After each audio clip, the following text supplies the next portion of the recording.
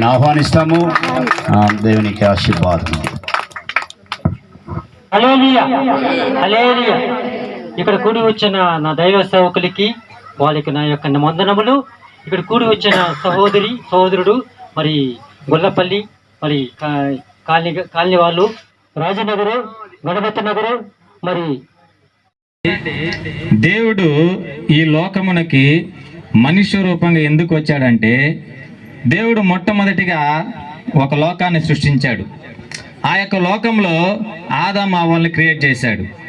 ఆదాము అవ్వల్ని రూపింపజేసి నరుని తన పోలిక యందు తన స్వరూపంలాగా వాళ్ళని తయారు చేసి ఒక ఏదైనా వనంలో పెట్టాడు. అవునా కదండి? ఆ వనంలో పెట్టి మీరు యొక్క లోకాన్ని, ఏదేను అనేటువంటి ఒక లోకాన్ని మీరు ఏలండి అని చెప్పాడు. అయితే ఆది యందు ఆదాము అవ్వలు చేసినటువంటి ఒక పాపం వలన ఆ దేవునికి మానవుడికి కనెక్షన్ కట్ అయిపోయింది. హల్లెలూయా. ఎప్పుడైతే ఆ కనెక్షన్, దేవుడు అంతకుముందు ఎంత ప్రేమగా వాళ్ళతో మాట్లాడుతుండేవాడు, అయితే ప్రతిరోజు వాళ్ళని పరామర్శిస్తుండేవాడు, ప్రతిరోజు వాళ్ళ దగ్గరికి వచ్చి మాట్లాడుతుండేవాడు. అంత హ్యాపీగా జరుగుతున్నటువంటి ఒక సమయంలో ఆ యొక్క సర్పము ద్వారా వాళ్ళు చేయరానటువంటి ఒక పాపం చేసి దేవునికి ఆ మనుషులకు ఉన్నటువంటి ఒక సంబంధము తెగిపోయింది. దాని తర్వాత ఏం చేశాడంటే, ఆదాము తర్వాత నోవాహుని ఏర్పాటు చేసుకున్నాడు. హల్లెలూయా. నోవాహు ద్వారా అక్కడ ఎవరైతే బంధింపబడి ఉన్నారో జనాలు, వాళ్ళందరినీ విడిపించాలని చెప్పేసి, వాళ్ళందరికీ ఒక విముక్తి దయచేయాలని చెప్పేసి నోవాహు దగ్గర ఒక ఓడను తయారు చేసి ఆ ఓడలోకి అనేక మందిని ఆహ్వానించారు. అయితే ఆ ఎవరు కానీ ఆ యొక్క ఓడలోకి రాలేదు. జల ప్రళయం వచ్చి కొట్టుకొని వెళ్ళిపోయినారు మొత్తమే. అప్పుడు కూడా దేవుడిని రిజెక్ట్ చేశారు. దేవుడు ఎంతగానో ప్రేమించి వాళ్ళ దగ్గరికి వెళ్తున్నాడు. అయినా కూడా అప్పుడు ఉన్నటువంటి జనాలు ఏం చేశారు, వెంటనే వాళ్ళు ఆ యొక్క నోవాహు యొక్క ఓడలోకి రాకుండా వాళ్ళు రిజెక్ట్ చేశారండి. అక్కడ కూడా ఒక తిరస్కరణకు గురైంది. దేవుడు ఏమంటున్నాడంటే, మనిషితో నేను సహవాసం చేయాలనుకుంటున్నాను, నేను ఏదో ఒక నాయకుడిని వాళ్ళకి నియమించి వారి ద్వారా నేను లబ్ధి పొందాలని కాదు, కానీ డైరెక్ట్ గా మనుషులతోనే నేను వాళ్ళ సహవాసం కలిగి ఉండాలనుకుంటున్నాను. అయితే మనుషులు నన్ను వదిలి వెళ్ళిపోతున్నారు, నన్ను తిరస్కరిస్తున్నారని చెప్పేసి అక్కడ మన పాపానికి ఒక బీజం పడిందండి. దాని తర్వాత ఏం చేశారంటే, ఎప్పుడైతే ఆ ప్రేమ ఆప్యాయతలు, దేవుడి దగ్గర ఉన్నటువంటి ప్రేమ ఆప్యాయతలు ఎప్పుడైతే మనిషి పోగొట్టుకున్నాడో, ఎప్పుడైతే దేవుడితో కలిగి ఉన్నటువంటి ఆ సంబంధాలను వాళ్ళు పోగొట్టుకున్నారో, మళ్ళీ ఏం చేశారంటే అబ్రహాముని ఎన్నుకున్నాడండి. అబ్రహాము ద్వారా అయినా కూడా మనం మహిమ పొందాలి, అబ్రహాము ద్వారా అయినా కూడా మనం మహిమ పొంది ఈ యొక్క జనాలందరి దగ్గర కావాలి అని ఆశపడ్డాడు. అయితే అబ్రహాము కూడా ఏం చేశారంటే, అబ్రహాము కూడా రిజెక్ట్ చేశారండి. అబ్రహాము నియమించి ఈ యొక్క జనాలందరినీ రూల్ చేయాలని చూశారు, కానీ అక్కడ కూడా రిజెక్ట్ గురైందండి. దాని తర్వాత మోషేని ఎన్నుకున్నాడు. ఆ ఇశ్రాయేలు జనాంగములు ఆ యొక్క రాజుల దగ్గర బంధింపబడి వాళ్ళు బానిస బతుకుల్లో జీవిస్తున్నటువంటి సమయంలో మోషేని ఎన్నుకున్నాడు.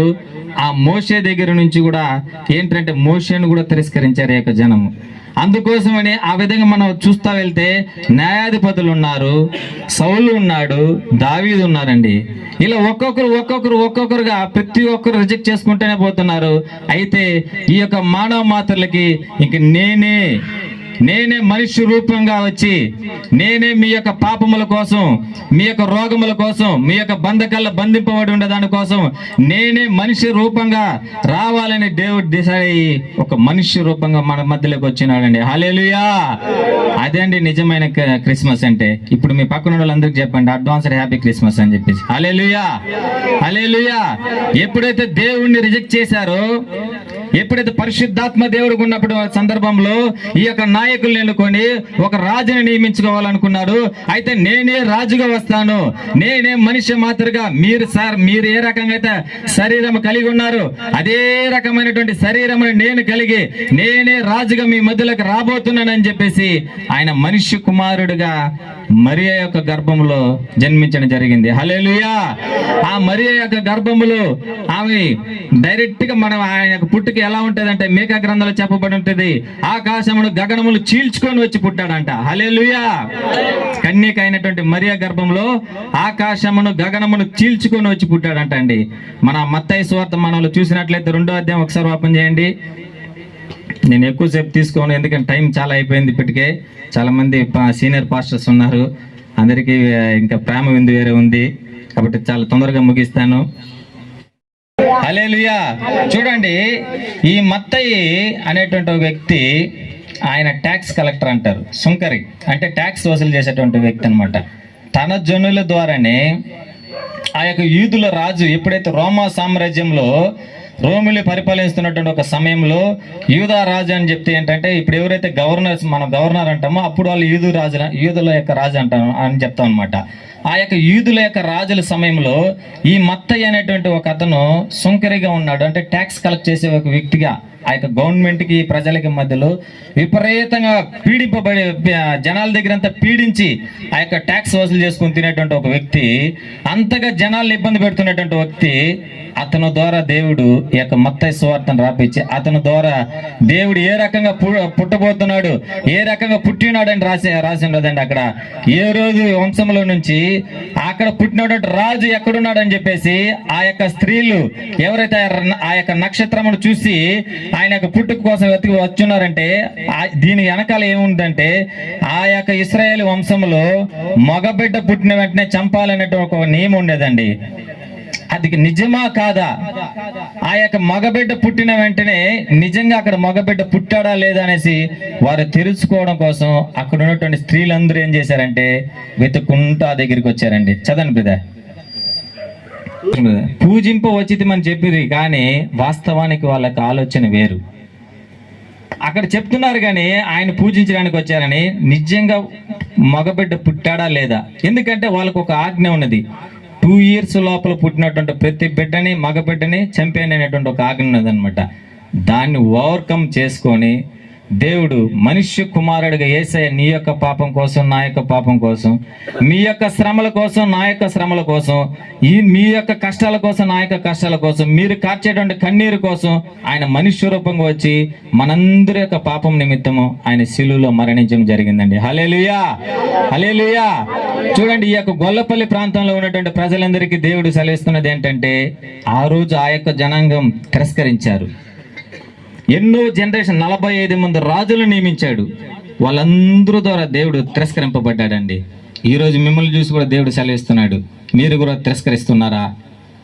దయచేసి ఆలోచించండి, దేవుని ఎద్దకు రండి, నిజమైనటువంటి దేవుడు ఎవరైనా తెలుసుకోండి, యేసయ్య దగ్గరికి రండి. ఆయన దగ్గరికి వచ్చినట్లయితే మేమేదో మతాన్ని బోధించడం కోసం లేకపోతే ఇంకోటి ఏదో మీ పైన రుద్దడం కోసం రాలేదండి.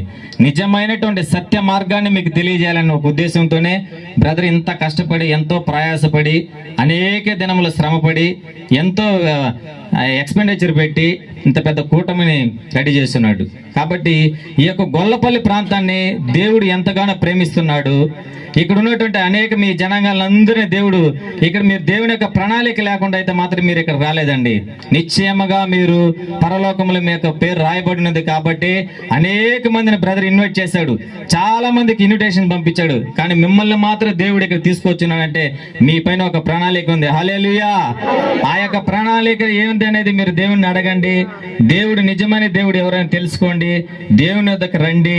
మీ యొక్క పాపములు కానివ్వండి, మీ యొక్క అప్పుల బాధలు కానివ్వండి, మీకు ఎటువంటి సమస్యలు ఉన్నా కూడా దేవుడు స్వస్థపరుస్తాడు. ఎందుకంటే బ్రదర్ ఇప్పుడే చెప్పాడు, నేను ఒక నూతన సంఘమును ఇక్కడ స్టార్ట్ చేయబోతున్నాడని. మీకోసం కన్నీరు కార్చేటువంటి ఒక దైవ సేవకుడిని, మీకోసం ఎల్లవేళలా ప్రార్థన చేసేటువంటి ఒక దైవ సేవకుడిని ఇప్పుడు ఈ యొక్క ప్రాంతంలోకి దేవుడు దయచేస్తున్నాడు. కాబట్టి నిజంగా మీరు భాగ్యవంతులు. చూడండి, ఆ యొక్క బ్రదర్ని బట్టి అనేక మంది పాస్టర్లు వచ్చిన్నారు. చాలా మంది, ఆల్మోస్ట్ ఒక 20 మంది దాకా ఉన్నట్టున్నారు పాస్టర్స్ అందరూ. నేను చాలా చిన్నవాడిని ఆ పాస్టర్ దగ్గర వాళ్ళంతతో పోల్చుకుంటే. కాకపోతే బ్రదర్ పైన ఉన్నటువంటి ప్రేమను బట్టి వాళ్ళు అంతమంది వచ్చినారు ఇక్కడికి. జనరల్గా ఒక పాస్టర్, 2 పాస్టర్ రావడమే చాలా కష్టం. ఎందుకంటే ఇది క్రిస్మస్ టైం కాబట్టి అనేక మంది పాస్టర్స్కి వాళ్ళ సంఘాల్లో ప్రేయర్ మీటింగ్స్ ఉంటాయి, వాళ్ళ విశ్వాసాలు గృహాల్లో వచ్చి డిఫరెంట్ ప్రోగ్రామ్స్ ఉంటాయి. వీటన్నిటిని కూడా వదిలి కేవలం థామస్ బ్రదర్ కోసం ఇంతమంది వచ్చారంటే నిజంగా చాలా సంతోషించదగ్గ విషయం. ఒకసారి గట్టిగా చప్పట్లు కొడదాం మన థామస్ బ్రదర్కి. హల్లెలూయా. ఎందుకంటే ఇంతమందిని ఇక్కడ తీసుకొచ్చారంటే బ్రదర్ పైన ఉన్నటువంటి ఒక నమ్మకం, ప్రేమ, ఆయన చూపించేటువంటి ఒక ప్రేమ వల్ల మాత్రమే అది సాధ్యమని నేను నమ్ముచున్నాను. నేను త్వరగా ముగిచ్చేస్తాను, ఎందుకంటే సమయం ఇప్పటికే లేట్ అయిపోయింది. కాబట్టి మీరందరూ ఈ గొల్లపల్లి ప్రాంతంలో ఉన్నటువంటి ప్రజలందరికీ మరొకసారి క్రిస్మస్ శుభాకాంక్షలు నేను తెలియజేసుకుంటూ, మీరందరూ దేవుని యొద్దకు రండి, దేవునిలో బలపడండి. మీ యొక్క సమస్యలు ఏమున్నప్పటికీ ఏదైనప్పటికీ మన సహోదరుడు మీకు ఎల్లవేళలా అందుబాటులో ఉంటాడు. కాబట్టి మీరందరూ కూడా నిజమైన క్రీస్తు, నిజమైన దేవుడు ఎవరు అనేది మీరు తెలుసుకొని దేవుని వైపు తిరుగుతారని మిమ్మల్ని అందరినీ మనసారా ఆశీర్వదిస్తూ నజరేయుడైన యేసుక్రీస్తు దీవెనలో అడుగుకుంటున్నాను. హల్లెలూయా, ఆమేన్. సబ్స్క్రైబ్ చేయడం ద్వారా మాకు తెలియజేసి పక్కనే ఉన్న బెల్ని క్లిక్ చేయండి. లైక్ చేసి అనేకులకు షేర్ చేయండి.